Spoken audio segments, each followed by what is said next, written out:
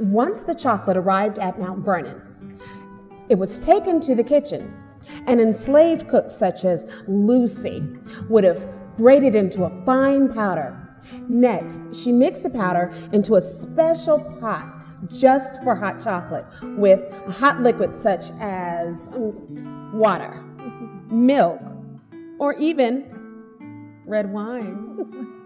Now the liquid needed to be very hot so the chocolate powder dissolves, creating a new solution. Well, kind of like how we make hot chocolate today. Exactly. Oh. The scientific process is very similar. Yes, but the taste is not. The drink was naturally very bitter. Well, after the powder dissolves, what happens next? Well, while the liquid was still very hot, Lucy could have dissolved a variety of ingredients in to personalize the taste, creating a new mixture. Sugar was added most often, and other common ingredients included nutmeg or cinnamon, anise, a licorice flavor, and, of course, annatto for a reddish hue.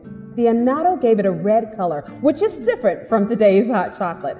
After Lucy put everything in the pot, she used a tool called a dasher to create a frothy, thick, delicious beverage. She then poured the drink into special cups for chocolate and passed them off to an enslaved manservant, such as Christopher Shields. He then served the drink to Washingtons and their guests. When did people have this drink? As a dessert? Well, at Mount Vernon, it was most common during breakfast or any time coffee and tea were served. Was chocolate only served as a drink during the Washingtons' time? While chocolate gained its popularity as a beverage, it also sometimes was used as an ingredient in desserts, such as meringues and chocolate-covered nuts, and by the end of Washington's life, in ice creams. Click the subscribe button below and the bell icon to get notifications for new videos about George Washington and behind-the-scenes work at Mount Vernon.